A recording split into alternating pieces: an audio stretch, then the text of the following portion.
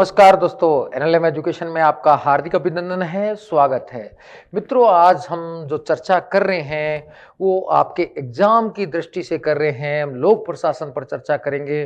और लोक प्रशासन बहुत ही महत्वपूर्ण एक विषय है अपने आप में, लेकिन ये आज राजनीति विज्ञान से भी जुड़ा हुआ है, क्योंकि राजनीति विज्ञान से अलग होकर ही लोक प्रशासन की स्थापना 1887 से मानी जाती है। तो मित्रों, ये लोक प्रशासन हम कहाँ कहाँ उपयोगी है। एक तो आरएएस मुख्य परीक्षा में थर्ड प्रश्न पत्र में आता है लोक प्रशासन। फिर नेट में भी लोक प्रशासन के राजनीति विज्ञान में स्पेशल टॉपिक हैं। फिर यूपी पीजीटी और अन्य एग्जामों में भी लोक प्रशासन है। तो हम लोक प्रशासन पर आज चर्चा करेंगे। तो लोक प्रशासन पर हम क्या क्या देखते हैं मित्रों, तो आइए धीरे धीरे लोक प्रशासन को समझते हैं। पहला तो यह है कि लोक प्रशासन है क्या। तो सिंपल सा है मित्रों, लोक प्रशासन के बारे में कहते हैं पब्लिक एडमिनिस्ट्रेशन। क्या कहते हैं अंग्रेजी में इसको? Public administration. धीरे धीरे मित्रों समझने की कोशिश करना है। यहां पब्लिक का मतलब जनता से है, एड का मतलब सेवा से है, एडमिनिस्ट्रेशन का मतलब शासन से है। यानी कि लोक प्रशासन में हम शासन की नीतियों का क्रमबद्ध व्यवस्थित अध्ययन करते हैं, विशेषकर ऐसी नीतियों का जो जनता की सेवा से संबंधित होती हैं। दूसरे शब्दों में कहें, जनता की सेवा से संबंधित शासन की नीतियों का क्रमबद्ध व्यवस्थित अध्ययन पब्लिक एडमिनिस्ट्रेशन या लोक प्रशासन में किया जाता है। तो ये बात आपको क्लियर होनी चाहिए कि लोक प्रशासन क्या है। जनता की सेवा से संबंधित नीतियों का क्रमबद्ध व्यवस्थित अध्ययन है। फिर मित्रों, हम अब ध्यान रखते हैं कि मैंने कहा कि लोक प्रशासन शब्द का प्रयोग तो सर हैमिल्टन ने 1812 में ही कर दिया था। 1812 में सर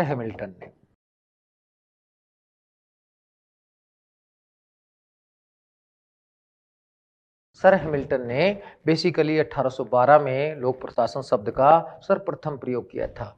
अब मित्रों, आपसे जैसे कोई पूछ ले कि आरएस में 3 प्रकार के प्रश्न आते हैं, शब्दों में भी आते हैं, ठीक है। ऑब्जेक्टिव में तो सिंपल पूछ लेगा कि 1812 में किसने प्रयोग किया, लेकिन जहाँ सब्जेक्टिव पेपर होता है, जैसे आरएस मेंस थर्ड पेपर है, वहाँ सर हैमिल्टन आ जाए तो हैमिल्टन ने लोक प्रशासन शब्द का सर्वप्रथम प्रयोग किया, ये आपको ध्यान रखना है। लेकिन 15 शब्द में लिखते समय ये लिखना है कि इन्होंने लोक प्रशासन शब्द का सर्वप्रथम प्रयोग किया, लेकिन लोक प्रशासन विषय की शुरुआत 1887 से मानी जाती है। तो एक लाइन और फालतू लिखें, क्योंकि 15 शब्द का मतलब है हम उस क्वेश्चन को 20 शब्द तक ले जा सकते हैं।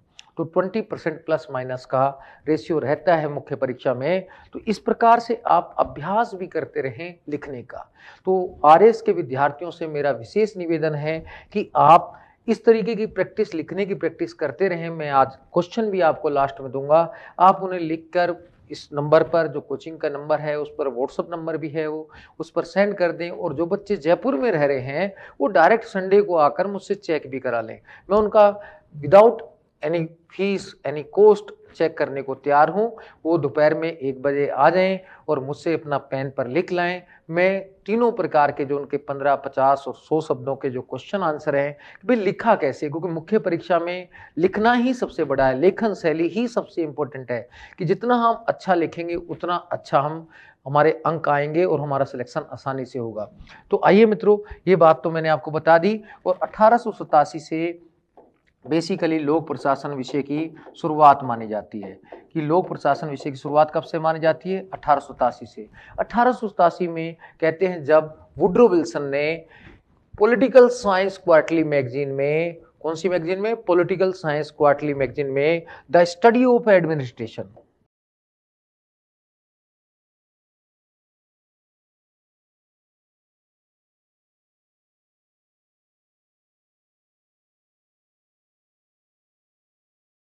ये वाला लेख लिखा था। कौन सा लेख लिखा था? द स्टडी ऑफ एडमिनिस्ट्रेशन नामक लेख लिखा था।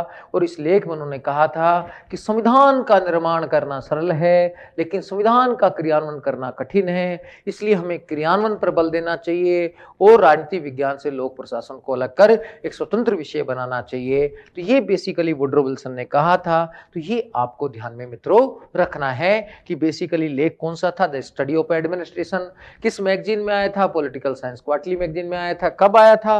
1887 में आया था। इसमें वुडरो विल्सन ने क्या कहा था कि संविधान निर्माण करना तो सरल है, लेकिन संविधान का क्रियान्वयन करना कठिन है, इसलिए हमें क्रियान्वयन पर बल देना चाहिए और लोक प्रशासन से राजनीति विज्ञान को अलग कर एक स्वतंत्र विषय बनाना चाहिए। लोक प्रशासन को राजनीति विज्ञान से अलग कर क्या बनाना चाहिए? स्वतंत्र विषय बनाना चाहिए। ये बेसिकली बात की। तो इन्होंने पहली बार द्विभाजन की, डिकोटाइम की बात की, तो ये आपको पता रहना चाहिए। तो ये आपको पता रहेगा तो तब आप आसानी से लिख पाएंगे। तो इन्होंने साथ में यहाँ एक कथन और कहा था वुडरो विल्सन ने कि सारे राजनीतिक सवाल प्रशासनिक सवाल नहीं होते, तो वास्तव में राजनीतिक सवाल जो हैं वो प्रशासनिक नहीं होते। ये बात भी वुडरो विल्सन ने कही थी, तो ये भी आपको ध्यान में रखना है। इसके बाद मित्रों कि बेसिकली हम देखते हैं लोक प्रशासन के अध्ययन क्षेत्र। लेकिन लोक प्रशासन के अध्ययन क्षेत्र देखने से पहले मैं आपको ये सारी बातें पीपीटी से भी थोड़ा बता देता हूं कि हो सकता है आपके लिए नया विषय हो, तो मैं आपको आसानी के साथ धीरे धीरे बताता हूं। चलिए पहले पीपीटी के माध्यम से देखते हैं। लोक प्रशासन का तात्पर्य है सरकार की ऐसी नीतियों का क्रमबद्ध व्यवस्थित अध्ययन करना है जो जनता की सेवा से संबंधित है। 1812 में सर हैमिल्टन ने लोक प्रशासन शब्द का सर्वप्रथम प्रयोग किया, लेकिन लोक प्रशासन विषय का वास्तविक उदय 1887 से माना जाता है, जब वुडरो विल्सन ने पॉलिटिकल साइंस क्वार्टरली मैगजीन में द स्टडी ऑफ एडमिनिस्ट्रेशन नामक लेख लिखा और जिसमें क्या कहा कि संविधान निर्माण करना सरल है, संविधान का क्रियान्वयन करना कठिन है, हमें क्रियान्वयन पर बल देना चाहिए और लोक प्रशासन को राजनीति विज्ञान से अलग कर एक स्वतंत्र विषय बनाना चाहिए। फिर उन्होंने ये भी कहा कि सारे प्रशासनिक सवाल राजनीतिक नहीं होते, तो वास्तव में प्रशासन को अलग विषय बनाकर लोक प्रशासन को तो हमें प्रशासनिक सवालों पर हल कार्य करना चाहिए। ऐसा किसने कहा? वुडरो विल्सन ने। अब मित्रों हम देखते हैं कि बेसिकली लोक प्रशासन के जो अध्ययन का क्षेत्र क्या है। लोक प्रशासन का जो अध्ययन का क्षेत्र है तो उसमें बहुत सारे दृष्टिकोण हैं। पहले मैं आपको बेसिक बताने की कोशिश करता हूं। तो बेसिकली अध्ययन क्षेत्र क्या है लोक प्रशासन का?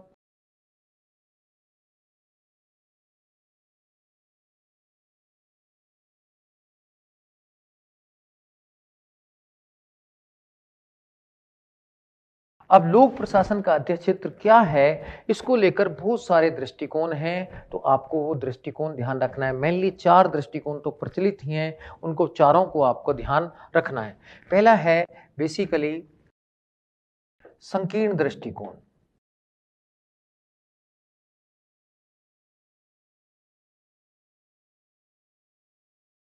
या इसे पोस्ट कोर्ब दृष्टिकोण भी कह देते हैं।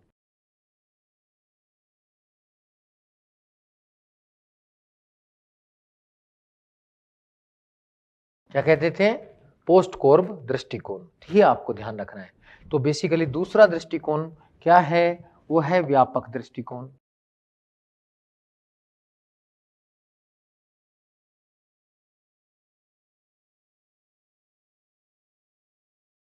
तीसरा दृष्टिकोण है विषय वस्तु दृष्टिकोण।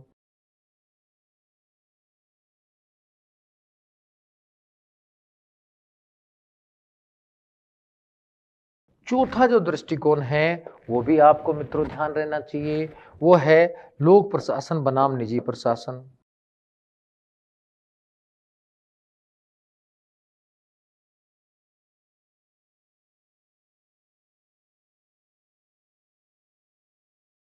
अब इसमें पहले मैं मोटी मोटी बातें बताता हूं, आप आराम से धीरे धीरे समझने की कोशिश करना कि इसमें लोक प्रशासन बहुत ही इजी एक विषय है। इजी इसमें अवधारणाएं रहती हैं, लेकिन बेसिक कंसेप्ट मित्रों क्लियर रहना चाहिए। ये जो संकीर्ण दृष्टिकोण है ये कहता है लोक प्रशासन पे हमें केवल कार्यपालिका की गतिविधियों का अध्ययन करना चाहिए। तो क्या कहता है?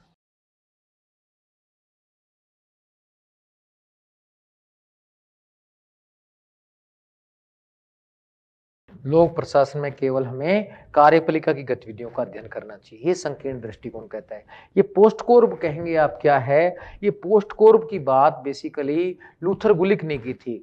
लूथर गुलिक ने 1937 में किताब लिखी थी, paper on the science of public administration.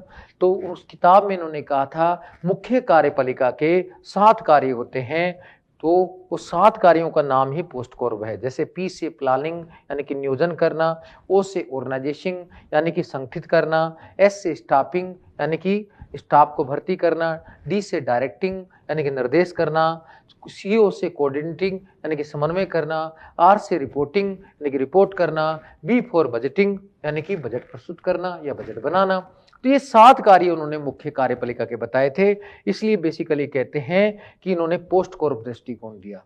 और इस दृष्टिकोण से जुड़े हुए लूथर गुलिक के अलावा और भी अन्य विद्वान हैं। वो विद्वान कौन कौन से हैं ध्यान से देखना है। एक तो लूथर गुलिक है, इन्होंने मुख्य कार्यपालिका कितने कार्य बताए, 7। फिर क्या है, हेनरी फ्योल है, हेनरी फ्योल कितने कार्य बताते हैं, 5। ये 5। इसके अलावा भी बहुत सारे थिंकर जुड़ रहे हैं, उनके नाम तो कम से कम हमें ध्यान रहने चाहिए और मैं भी आपको बताऊंगा भी कि उन्होंने क्या क्या कार्य बताए हैं। तो जैसे पर्सी मैकवीन है, वो 3 ही कार्य बताती हैं, मैन, मटेरियल एंड मेथड, ठीक है ना। पॉल हर्सी हैं, पॉल हर्सी वो भी इससे जुड़े हुए हैं। रोजनविग है, रोजनविग भी इससे जुड़े हुए हैं। कुंडेस तथा ओडोनेल भी इससे जुड़े हुए हैं। तो ये बेसिकली लोक प्रशासन को केवल कार्यपालिका से संबंधित मानते हैं। एक आधुनिक विचारक और जुड़े हुए हैं, वो नाम है उनका हर्बर्ट साइमन। कौन है, हर्बर्ट साइमन। ये भी लोक प्रशासन को कार्यपालिका से संबंधित मानते हैं। अब आपके सामने ये पोस्ट कॉर्प दृष्टिकोण है, ये 15 शब्दों में भी आ सकता है या संकीर्ण दृष्टिकोण 50 शब्दों में भी आ सकता है और 100 शब्दों में भी आ सकता है। आप इसे तीनों प्रकार से लिख के देखें। फिर इसके अंदर सिंपल पोस्ट कॉर्प क्या है, कि लूथर गुलिक द्वारा जो मुख्य कार्यपालिका के 7 जो कार्य थे वही है। तो पोस्ट कॉर्प शब्द आ जाए तो भी लिखना है कि बेसिकली ये संकीर्ण दृष्टिकोण पर आधारित है, इसके अनुसार मुख्य कार्यपालिका के 7 कार्य हैं। बस 15 शब्दों में भी ये 7 कार्यों का नाम, 7 कार्यों को ब्रैकेट में शो कर दो, क्या क्या कार्य हैं 7। Planning, organising, staffing, directing, coordinating, reporting, budgeting, ऐसे। तो आपको और 50 शब्दों में आता है तो फिर आप इनके नाम भी लिखें और इन्होंने क्या कहा ये भी कहें।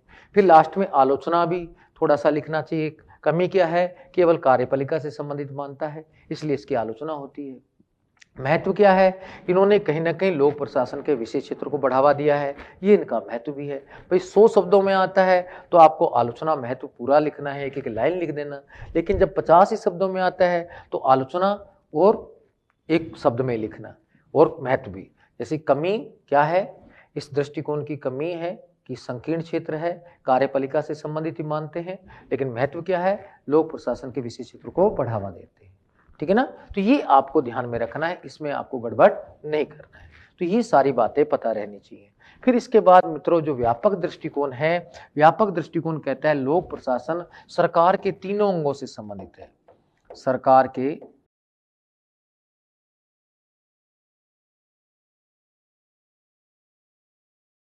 संबंधित है। ये बेसिकली ये कहता है। इससे जुड़े हुए विद्वान कौन हैं, इसमें जुड़े हुए हैं फेलिक्स निग्रो, एल.डी. वाइट, ऐसे विद्वान इससे जुड़े हुए हैं। फिर विषय वस्तु दृष्टिकोण क्या कहता है, विषय वस्तु दृष्टिकोण कहता है कि बेसिकली हमें लोक प्रशासन में सरकार के 3 अंगों की गतियों के साथ साथ जो गैर सरकारी संगठन की जो गतिविधियां हैं उनका भी अध्ययन करना चाहिए। यानी कि ये कहता है कि लोक प्रशासन में हमें औपचारिक सरकारी संगठनों के साथ साथ गैर सरकारी संगठनों का भी अध्ययन करना चाहिए। किसका अध्ययन करना चाहिए, गैर सरकारी संगठनों का भी, ऐसा ये कहता है। इससे जुड़े हुए विद्वान हैं लेविस मेरियम। लेविस मेरियम कहते भी हैं लोक प्रशासन में जो औपचारिक अनौपचारिक संगठन है वो वास्तव में कैंची की 2 फलकों के समान है। किसके समान है, कैंची की 2 फलकों के समान है, ऐसा बेसिकली वो कहते हैं लेविस मेरियम। क्या कहते हैं, कहते हैं लोक प्रशासन में जैसे मान लीजिए कैंची है और इसकी 2 फलकें क्या है, औपचारिक अनौपचारिक संगठन है, ऐसा बेसिकली कहता है। फिर लोक प्रशासन बनाम निजी प्रशासन है। अब कुछ विद्वान तो मानते हैं कि लोक प्रशासन हो चाहे निजी क्षेत्र का प्रशासन हो, यानी कि सरकारी प्रशासन हो या निजी क्षेत्र का प्रशासन हो, किसी फैक्ट्री का प्रबंधन हो, दोनों में कहते हैं समानता होती है। तो लूथर गुलिक, उर्विक जैसे विद्वान जो है, हेनरी फ्योल जैसे विद्वान तो कहते हैं लोक प्रशासन और निजी प्रशासन में समानता है, दोनों की गतिविधियों में कोई अंतर नहीं है। लेकिन दूसरी ओर हर्बर्ट साइमन और सर जोसिया स्टम, पॉल एच एफ लब्बी जैसे विद्वान कहते हैं दोनों में आधारभूत अंतर है।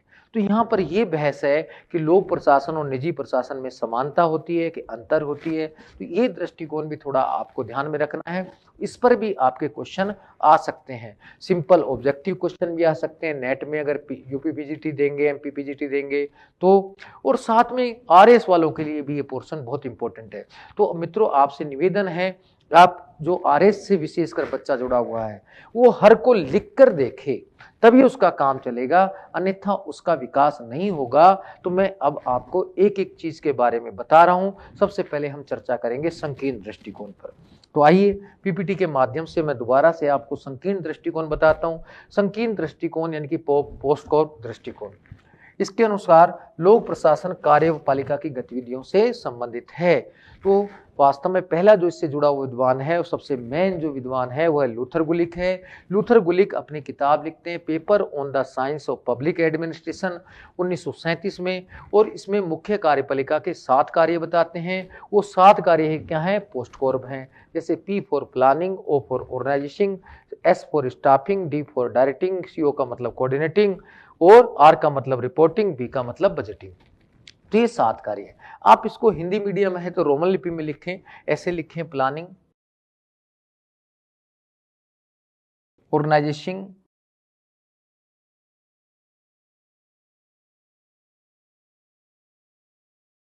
ऐसे लिखें मित्रों। तो आपको कंटिन्यू लिखना है 15 शब्द के हिसाब से, इसको नंबरिंग नहीं डालना है। अगर वास्तव में 50 या 100 में आता है तो आप नंबरिंग भी डाल सकते हैं। तो ये पूरा आपको ध्यान में रखना चाहिए। फिर संकीर्ण पोस्टकॉर्प दृष्टिकोण का, फिर लूथर गुलिक के जो पोस्टकॉर्प दृष्टिकोण है, संकीर्ण दृष्टिकोण से जुड़े हुए अन्य विद्वान भी हैं, वो मैंने बताए थे आपको, हेनरी फ्योल, कुंडेज ओडोनेल, तो उन पर भी चर्चा करते हैं। जैसे हेनरी फ्योल है, हेनरी फ्योल बेसिकली 5 ही कार्य बताते हैं। पहला क्या है? प्लानिंग।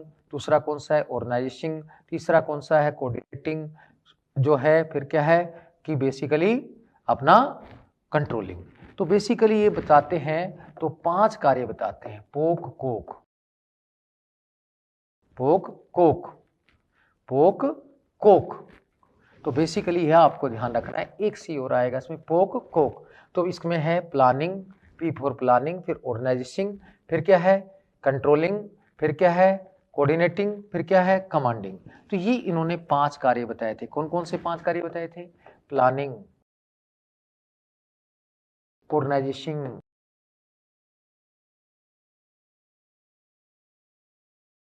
कोऑर्डिनेटिंग, कोऑर्डिनेटिंग और कमांडिंग, कोऑर्डिनेटिंग और कमांडिंग। तो ये 5 कार्य आपको ध्यान रखना है। मित्रों एक बात और ध्यान रखना है कि जैसे मान लीजिए पोक कोक है, जैसे यहाँ पर भी पोक आ गया, अगर एक ही सी है तो उसका मतलब सीधा सा है कि उसका मतलब कंट्रोलिंग है। सेकंड सी का मतलब फिर आगे डिफरेंस हो सकता है। सीओ का मतलब तो क्या होता है? कोऑर्डिनेटिंग है। तो पोक कोक में क्या है हेनरी फ्योल के अनुसार? हेनरी फ्योल के बारे में आपको और नॉलेज चाहिए तो मैं बता देता हूँ कि इन्हें बेसिकली शास्त्रीय सिद्धांत का जनक भी कहते हैं। इन्हें संगठन के इन्होंने 14 नियम बताए थे। तो इन्होंने नियमों पर बहुत अधिक बल दिया था और संगठन के 14 नियम भी बताए थे, लेकिन वो यहाँ पर याद करने की फिलहाल जरूरत नहीं है। बस आपको इतना ध्यान रखना है कि ये भी लोक प्रशासन को कार्यपालिका की गतिविधियों से संबंधित मानते हैं और मुख्य कार्यपालिका के 5 कार्य बताते हैं। पोक कोक, कौन से बताते हैं? पोक कोक, ये 5 कार्य मैं इधर टेबल में लिख रहा हूं, आपको ध्यान रखना है। पहले P का मतलब है प्लानिंग, O का मतलब है ऑर्गेनाइजिंग, पहले C का मतलब कंट्रोलिंग। हमेशा पहला सी का जो भी आए, एक सी हो तो आप कंट्रोलिंग याद करेंगे, ये सीक्वेंस है। इस सी का मतलब है कोऑर्डिनेटिंग, कोऑर्डिनेटिंग, और सेकंड सी का मतलब है कमांडिंग। ये 5 कार्य बताए थे, तो ये आपको ध्यान रखना है। कुंडज ओडोनेल है, ये पोस्लक बताते हैं। अब सिंपल है कि P का मतलब क्या है? प्लानिंग, O का मतलब क्या है? ऑर्गेनाइजिंग, C का मतलब क्या है कि बेसिकली कंट्रोलिंग, S का मतलब क्या है? स्टाफिंग। यहीं से देख लो आप पोस्टकॉर्प वाले पहले। अब इसमें एक L नया लग रहा है, तो L का मतलब है लीडिंग। L का मतलब क्या है? लीडिंग। बाकी P का सिंपल अर्थ क्या है? एक प्लानिंग ही है। ओ का मतलब क्या है, ऑर्गेनाइजेशन है। आपने देखा जैसे पिछले वाले उसमें टेबल में आपने देखा भी होगा, पी का मतलब प्लानिंग ही है, ओ का मतलब ऑर्गेनाइजेशन ही है, एस का मतलब स्टाफिंग ही है। तो इसमें तो आपको तनाव ही लेने की जरूरत नहीं है। तो आपको बेसिकली जो है वो तनाव लेने की जरूरत नहीं है। तो आप इसमें देख सकते हैं, पी का मतलब प्लानिंग, ओ का ऑर्गेनाइजेशन, एस का स्टाफिंग, एक सी है तो मैंने कहा उसका एक सी का मतलब तो कंट्रोलिंग ही होगा। तो बेसिकली एल का मतलब क्या हो गया, एल एक नया दिखाई दिया, उसका मतलब लीडिंग बताते हैं। कौन, कुंडस तथा डोनेल। अब आपके सामने कुंडस तथा डोनेल मान लीजिए 15 शब्द या 50 शब्द में आता है, तो आप क्या लिखेंगे कि ये कि बेसिकली किसके, लुथर गुलिक की भांति। अब यहाँ पर थोड़ा तुलनात्मक लिखना है। ये भी लुथर गुलिक की भांति लोक प्रशासन को कार्यपालिका की गतिविधियों से संबंधित मानते हैं और मुख्य कार्यपालिका के 5 कार्य बताते हैं। पोषलक यानी कि planning, organising, staffing, leading and controlling. तो ये लिखना है आपको। तो ये ध्यान रखना है कि इसमें आपको थोड़ा सा जोड़ना। जब 50 शब्दों में आए तो थोड़ा सा ये भी बता सकते हैं, अन्य विचारकों का नाम भी लिख सकते हैं और इसकी थोड़ा आलोचना और महत्व भी बता सकते हैं। कमी क्या है कि वास्तव में बहुत ही संकीर्ण दृष्टिकोण है, केवल कार्यपालिका गतियों से संबंधित मानता है, लेकिन महत्व क्या है, लोक प्रशासन के विषय क्षेत्रों को बढ़ावा देता है। तो आपको तब ये बेसिकली आलोचना महत्व भी थोड़ा डाल देना चाहिए। तो ये ध्यान रखना है, पहले तो हमारी शब्द सीमा को ध्यान में रखना है कि भाई आपके दिमाग में चलता ही रहना चाहिए कि 15 शब्द में मैं क्या लिखूंगा और 50 शब्द में क्या लिखूंगा। तो वास्तव में कहते हैं कि बढ़ाना आसान रहता है, घटाना मुश्किल होता है। या आप पहले 50 शब्द का लिख लीजिए, फिर उसमें सोचो मैं काट काट के कैसे उसको 15 शब्द में करूंगा। फिर बढ़ाना तो मैंने कहा आसान होता है, 50 वाले को 100 लिखना बड़ा आसान रहता है, लेकिन आप पहले मध्यम क्वेश्चन लिख ले, 50 शब्द का लिख ले, फिर उसके बाद 50 को छोटा करके आप 15 में आइए, तो आपको आसानी के साथ इस प्रकार की प्रगति देखने को मिलेगी। फिर कास्ट व रोजनविक क्या कहते हैं, कास्ट व रोजनविक 3 ही कार्य बताते हैं मुख्य कार्यपालिका के। तो क्या है, P4 तो प्लानिंग है, O का ऑर्गेनाइजेशन है, एक C है तो कंट्रोलिंग होगा। ऐसे पर्सी मैकविन है, वो 3 कार्य बताते हैं, triple M, man, material and method. P रोबिसन्स है, वो 4 कार्य बताते हैं, पोल। तो बेसिकली P का मतलब प्लानिंग, O का ऑर्गेनाइजेशन, L का लीडिंग हमने ऊपर पढ़ ही लिया। अब E नया कार्य दिख रहा है तो E का मतलब है एवेल्यूटिंग, मूल्यांकन करना। ऐसे पाल हर्सी, बेसिकली भी पाल हर्सी भी 4 कार्य बताते हैं। पाल हर्सी बताते हैं पोमक, 4 कार्य। P का प्लानिंग है, O का ऑर्गेनाइजेशन है, एक ही C है तो उसका मतलब कंट्रोलिंग होगा, और M का मतलब यहाँ मैनेजिंग है, यानी कि प्रबंधन करने से। तो ये आपको मित्रों ध्यान रखना चाहिए। अब इसमें इतने क्वेश्चन बनते हैं कि आप आसानी से सारे कर सकते हैं। तो आप इसको नोट कर सकते हैं क्वेश्चन को। तो मैं आपको सारे क्वेश्चन बता भी सकता हूं कि बेसिकली आप इसको लिखना है तो क्वेश्चन लिखिए। आप 50 शब्द वाले पहले लिखिए, 50 और 15 शब्द दोनों लिख लीजिए। दोनों को आपको दोनों ट्राई करने हैं। पहला है पोस्ट कोर दृष्टिकोण।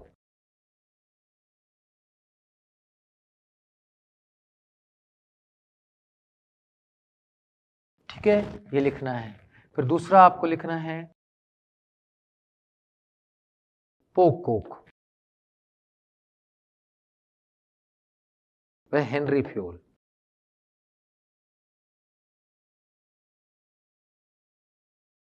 तीसरा लिखना है कुंडेस तथा ओडोनेल।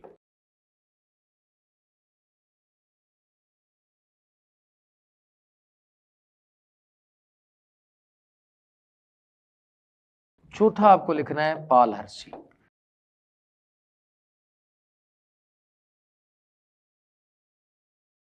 पांचवा आपको लिखना है पर्सी मैकवीन।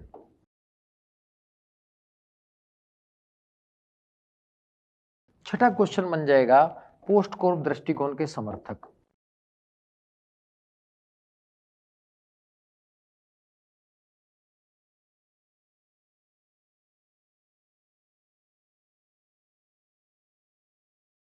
तो मित्रों इस प्रकार से मैंने आपको ये 6 क्वेश्चन बताए हैं। आप इन 6 को लिख के देखिए। पहले 50 शब्द में लिखिए, फिर उसको छोटा करके 15 शब्द में लिखिए। तो आप जितना ज़्यादा अभ्यास करेंगे, अभ्यास से आपकी शैली में सुधार होगा। सुधार से ही आपका फिर विकास होगा। इसका लाभ आपको न केवल थर्ड पेपर में मिलेगा, बाकी फर्स्ट सेकेंड पेपर और फोर्थ पेपर में भी इसका लाभ मिलेगा। तो आप इस तरीके से प्रयास करेंगे तो आपके लिए काफ़ी फायदेमंद रहेगा। इसके बाद मित्रों हम आगे चलते हैं। दूसरा दृष्टिकोण है व्यापक दृष्टिकोण। ये व्यापक दृष्टिकोण क्या कहता है, लोक प्रशासन बेसिकली का जो है वो सरकार के तीनों अंगों की गतिविधियों से संबंधित है। यानी कि लोक प्रशासन में विधायिका, कार्यपालिका, न्यायपालिका तीनों की गतिविधियों का अध्ययन किया जाता है। इससे जुड़े विद्वान हैं Willoughby, Felix Negro, LD. White. अब ये भी अपने आप में 50 शब्दों में क्वेश्चन बनेगा आपका कि लोक प्रशासन का व्यापक दृष्टिकोण, तो इसको भी आप नोट कर लीजिए।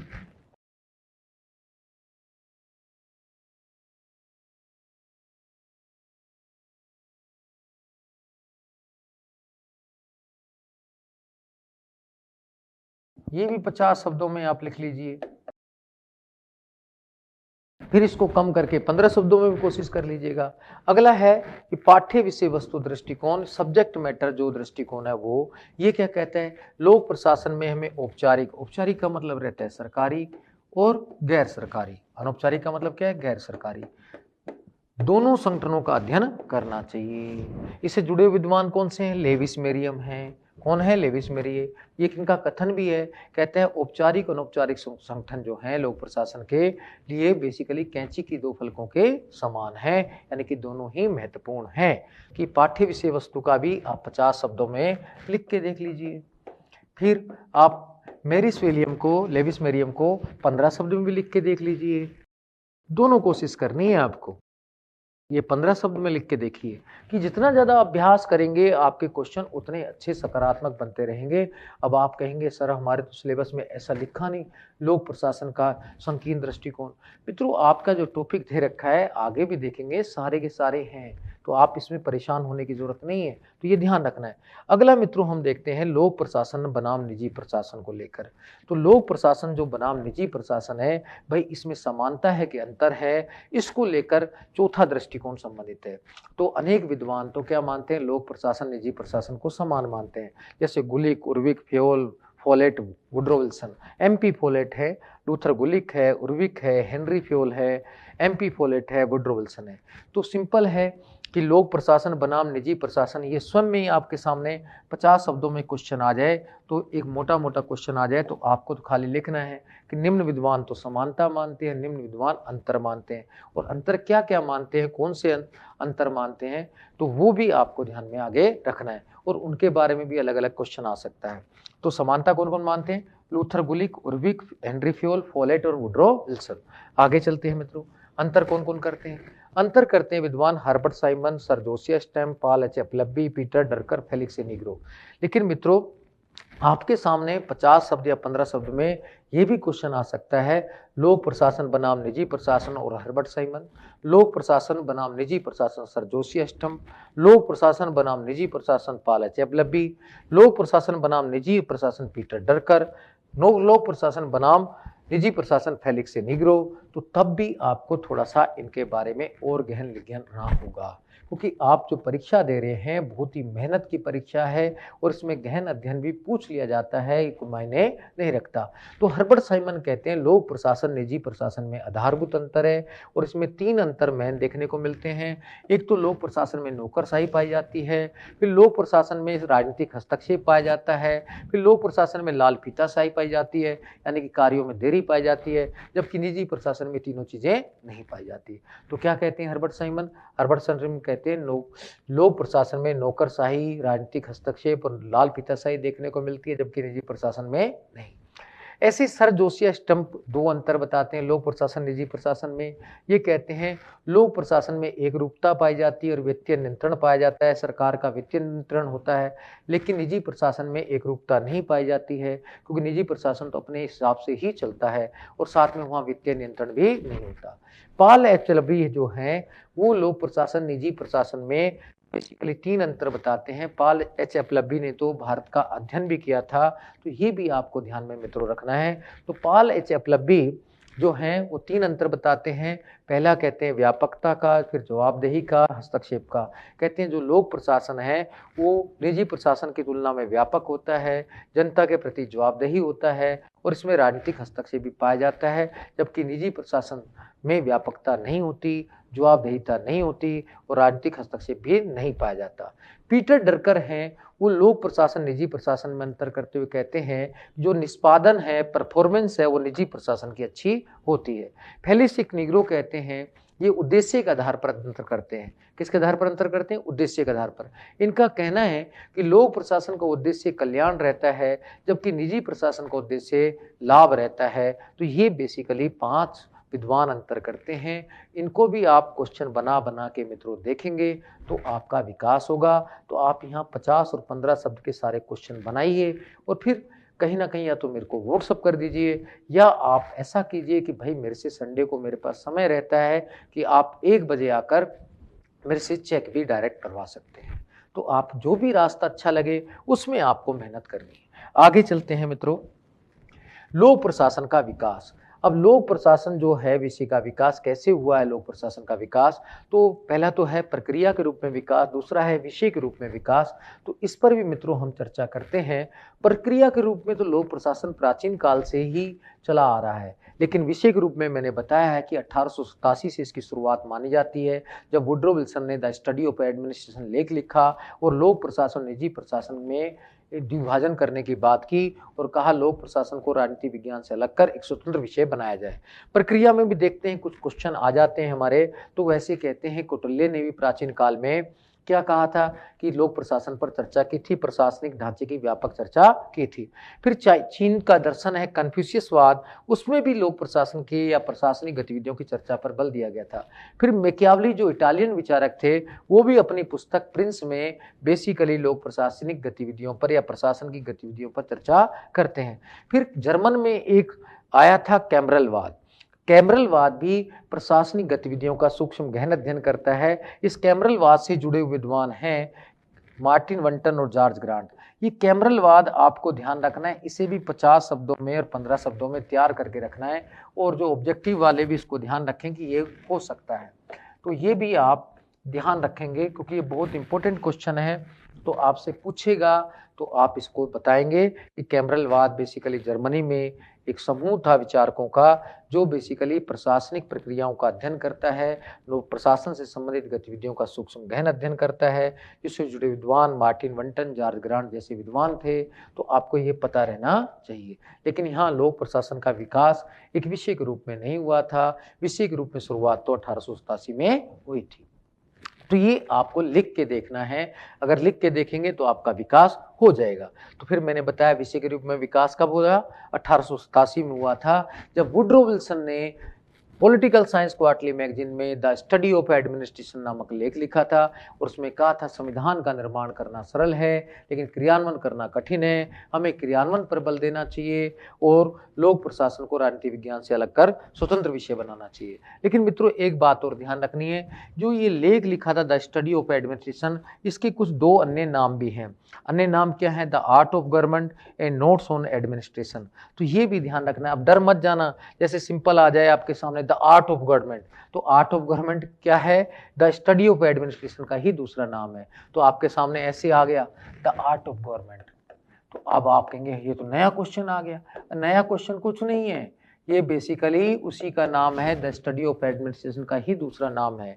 ऐसे ही नोट्स ऑन एडमिनिस्ट्रेशन भी द स्टडी ऑफ एडमिनिस्ट्रेशन का दूसरा नाम है। तो ये 2 नाम भी आपको हेडिंग के रूप में 15-50 शब्द में आ सकते हैं, क्योंकि ये द स्टडी ऑफ एडमिनिस्ट्रेशन के ही दूसरे नाम है। इसमें लेकर आप कंफ्यूजन नहीं पैदा करेंगे मित्रों, आप इसको भी अच्छे से याद करेंगे और थोड़ा सूक्ष्म गहन अध्ययन करके, क्योंकि आप बड़े पद पर जा रहे हैं। अगर आप सूक्ष्म गहन अध्ययन नहीं करेंगे, हर चीज को आप ढंग से नहीं देखेंगे, तो आपका विकास भी होने वाला नहीं है। तो ये ध्यान रखना है, द स्टडी ऑफ एडमिनिस्ट्रेशन लेख के 2 अन्य नाम क्या है?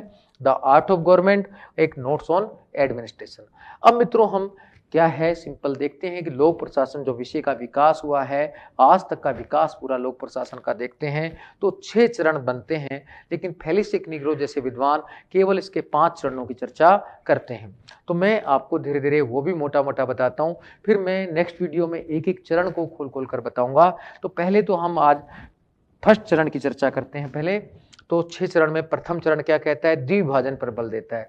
प्रथम चरण में तो बेसिकली इसका काल माना जाता है 1887 से 1926, तो इसमें बेसिकली द्विभाजन पर बल दिया गया, डिकोटाइम पर बल दिया गया। तो इसमें कहा गया कि बेसिकली लोक प्रशासन को राजनीति विज्ञान से अलग कर स्वतंत्र विषय बनाया जाए। और इससे जुड़े हुए प्रथम चरण से जुड़े हुए 3 विद्वान हैं, वुड्रो विल्सन, फ्रैंक जे गुडनाउ और एल डी वाइट। तो आपके सामने ये भी क्वेश्चन बन सकता है 100 शब्दों में, लोक प्रशासन का द्विभाजन काल, ये भी 50-100 शब्दों में आ सकता है।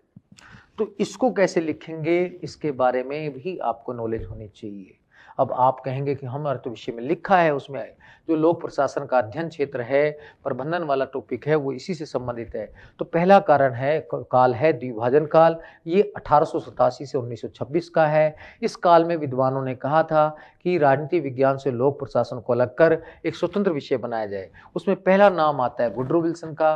तो वुड्रो विल्सन ने लेख लिखा था द स्टडी ऑफ एडमिनिस्ट्रेशन, जिसे द आर्ट ऑफ गवर्नमेंट भी कहते हैं, नोट्स ऑन एडमिनिस्ट्रेशन भी कहते हैं। ये पॉलिटिकल साइंस क्वार्टरली मैगजीन में लिखा था। इसमें उन्होंने कहा था कि संविधान का निर्माण करना सरल है, क्रियान्वयन कठिन है। हमें क्रियान्वयन पर बल देते हुए लोक प्रशासन को राजनीति विज्ञान से अलग करना चाहिए। फिर उन्होंने कहा भी था सारे प्रशासनिक सवाल राजनीतिक सवाल नहीं होते, तो बेसिकली क्या है, हमें प्रशासन को अलग विषय बनाना चाहिए। तो ये आपको बात ध्यान रखनी है। फिर मित्रों, आप और भी वुड्रो विल्सन के बारे में जानना चाहते हैं तो मैं और भी बता देता हूं। वुड्रो विल्सन को लोक प्रशासन में तुलनात्मक पद्धति का जनक कहते हैं, क्योंकि इन्होंने कहा था हमें यूरोप के जो निरंकुश तंत्र वाले राज्य हैं उनके भी अच्छे गुणों को अपना लेना चाहिए। इसी संदर्भ में उनका कथन भी है कि मान लीजिए एक अपराधी व्यक्ति है, वो चाकू की धार तेज कर रहा है, तो हमें उसके इरादे को नहीं लेना चाहिए, लेकिन चाकू की धार तेज करने की तकनीक को ले लेना चाहिए। भाई चाहे कोई अपराधी भी है, चाहे अलोकतांत्रिक शासन प्रणाली है, उसमें कुछ गुण भी पाए जाते हैं, हमें गुण ही गुण लेने हैं, अवगुणों को नहीं लेना है। ये बेसिकली वुड्रो विल्सन कहते हैं। वुड्रो विल्सन ने एक 14 सूत्रीय नीति भी जारी की थी। ये 1913 से 21 तक अमेरिकन राष्ट्रपति भी रहे थे अमेरिका के। उसे विल्सनियन नीति के भी कहते हैं, विल्सनियन नीति।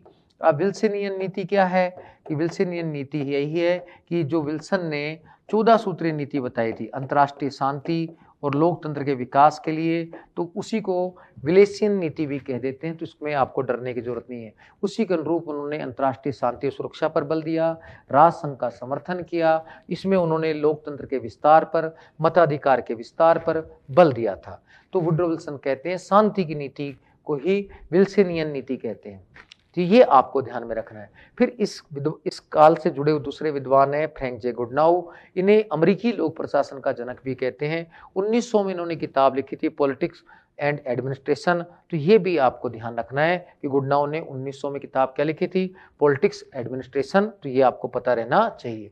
फिर तीसरे जो विद्वान इस काल से जुड़े हुए हैं द्विभाजन काल से, वो एल.डी. वाइट हैं। इन्होंने लोक प्रशासन की पहली वैज्ञानिक पुस्तक लिखी। तो लोक प्रशासन की पहली वैज्ञानिक पुस्तक एल.डी. वाइट की मानी जाती है। उसका पूरा नाम क्या है, an introduction to public administration. तो आपको ध्यान रखना है कि एल.डी. वाइट के बारे में आप क्या लिखेंगे अगर 15-50 शब्द में आता है, कि इन्होंने लोक प्रशासन की पहली वैज्ञानिक पुस्तक an introduction to public administration, यहाँ पीए का पूरा नाम क्या है, पब्लिक एडमिनिस्ट्रेशन है, 1926 में लिखी। तो इस प्रकार से प्रथम चरण में द्विभाजन पर बल दिया गया। और दूसरे चरण में किस पर बल दिया गया, तीसरे में किस पर बल दिया गया, मैं वो भी आपको समझाता हूं। तो मित्रों, मैं एक छोटी सी कहानी के माध्यम से आपको समझाना चाहूंगा। तो मैं आपको समझा ही देता हूं कहानी के माध्यम से। मित्रों, जैसा कि आप सभी जानते हैं, हम सभी लोग तैयारी कर रहे हैं। जैसे एक बच्चा बड़ा होता है, युवा होता है, युवा के बाद उसकी नौकरी लगती है, नौकरी लगने के बाद शादी होती है, शादी होते ही वो घर से अलग, यानी कि माता पिता से अलग घर की बात करने लगता है। तो वही काल कौन सा है, द्विभाजन काल है, जो पहला पहला लोक प्रशासन का मैंने आपको बताया। ये काल कौन सा है, द्विभाजन काल, 1887 से 1926 का काल। इससे जुड़े विद्वान कौन हैं, अभी मैंने चर्चा की, वुड्रो विल्सन, फ्रैंक जे गुडनाउ, एल.डी. वाइट। यहाँ पर वो द्विभाजन की बात करता है। तो द्विभाजन हो गया, इसमें यही कहा गया कि लोक प्रशासन को एक राजनीति विज्ञान से अलग कर स्वतंत्र विषय बनाया जाए। अब फिर दूसरा काल आता है इसका 1927 से 37। इस काल को बेसिकली वैज्ञानिक काल भी कहते हैं, वैज्ञानिकता का युग भी कहते हैं, क्योंकि इसमें लोक प्रशासन के निश्चित नियम बनाने की कोशिश की गई। कहा लोक प्रशासन ऐसा संगठन है, इसको निश्चित नियम बनाए जाएं। तो ऐसे निश्चित नियम दिए भी। लूथर गुलिक ने 10 नियम बताए लोक प्रशासन के, हेनरी फ्योल ने 14 बताए,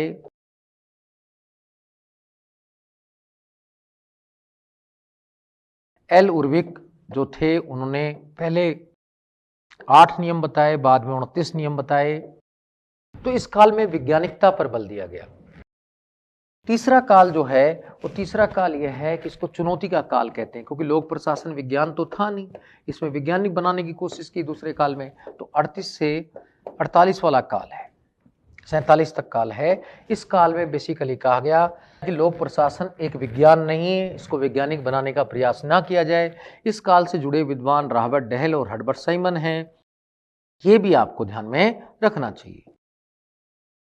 फिर मित्रों, चुनौती के काल के बाद हम देखते हैं अगला काल आया पहचान का संकट।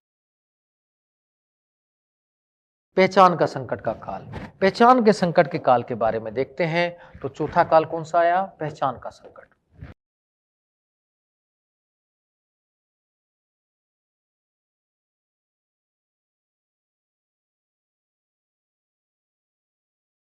अड़तालीस से 70 तक का ये एरा माना जाता है। इसी काल में कहते हैं नव लोक प्रशासन का उदय हुआ और वापिस से लोक प्रशासन के विद्वानों ने राजनीति शास्त्रियों को बुलाना शुरू कर दिया।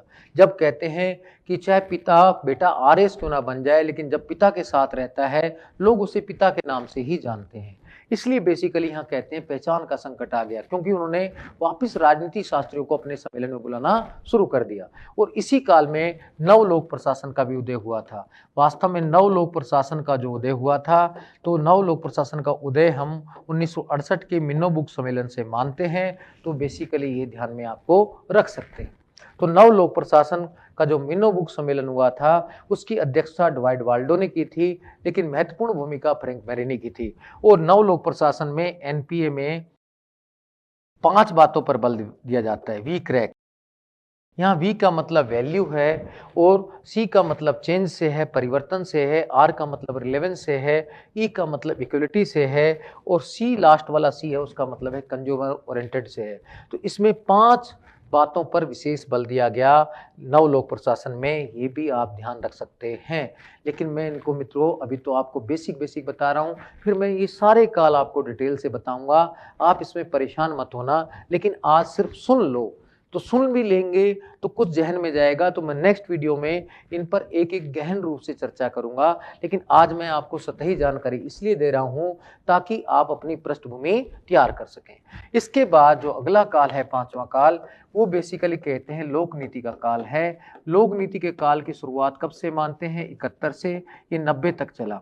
इसमें कहते हैं कि वास्तव में जनता के प्रति नीतियों बनाने पर लोक प्रशासन का ध्यान आया, कि लोक प्रशासन को ऐसा विषय बनाया गया तो जनता की नीतियों से संबंधित हो। वे जनता से संबंधित नीतियों का क्रियान्वयन लोक प्रशासन में कैसे किया जाता है, कैसे निर्माण किया जाता है, कैसे उनकी समीक्षा की जाती है, इन बातों पर ज्यादा ध्यान किया जाने लगा। तो ड्रोड जैसे विद्वान थे जो, तो इस काल से में ड्रोड जैसे विद्वान बल भी किस पर देते हैं कि नीतियों की बात वो करते हैं कि नीतियां हमें ज्यादा से ज्यादा करनी चाहिए, ठीक है ना।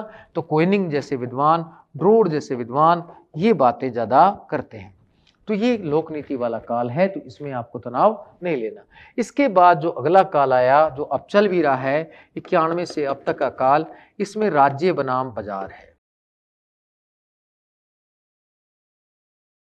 यानी कि सिंपल है, लोक प्रशासन पर राज्य का यानी कि कल्याण का कितना प्रभाव रहे, और बाजार का यानी कि प्रतियोगिता का कितना प्रभाव रहे, कि हम कैसी नीतियां लोक प्रशासन में अपनाएं, प्रतियोगिता से संबंधित, योग्यता से संबंधित या कल्याण से संबंधित। सबसे अच्छा यही है इसमें दोनों का समन्वय किया जाए, ट्रिपल पी मॉडल अपनाया जाए। यानी कि लोक प्रशासन में हमें उपभोक्ता केंद्रित और नागरिक केंद्रित दोनों प्रकार की नीतियों में समन्वय करना चाहिए। दूसरे शब्दों में कहें तो नव लोक प्रशासन और विकासात्मक प्रशासन दोनों में समन्वय करना चाहिए। तो ये सारी बातें मैंने आपको बताई। अब नेक्स्ट वीडियो में हम मित्रों हम इन सभी चरणों पर, जो विकास के चरण हैं, एक एक का सूक्ष्म गहन अध्ययन करेंगे। तो मुझे उम्मीद है तो इसमें आप क्वेश्चन भी करेंगे सारे के सारे जो मैंने आपको बताए। अभी इन पर तो चय मत बनाना, लेकिन जो मैंने क्वेश्चन बनाए वो मुझे बनाकर बताएंगे। वुड्रो विल्सन पर भी आप बेसिकली 50 शब्दों में लिखेंगे, फ्रैंक जे गुडनाउन पर भी लिखेंगे, एलडी वाइट पर भी लिखेंगे, तो आप 15-50 के क्वेश्चन ज़्यादा से ज़्यादा बनाएंगे। द्विभाजन काल को तो चाहे आप 100 शब्दों में बना सकते हैं, और ये लिख कर या तो मुझे व्हाट्सएप पर सेंड करेंगे, या मेरे पास अगले नेक्स्ट संडे को जो भी ये संडे आ रहा है, आप 1 बजे आ जाए, मैं आपका प्रत्यक्ष रूप से चेक कर दूंगा। उसके लिए आपसे कोई भी चार्ज नहीं लूंगा, बस मेरा और आपका दिल का रिश्ता बना रहे। इसी के साथ मैं इस वीडियो में आपसे विदाई चाहता हूं। धन्यवाद। जय हिंद, जय भारत।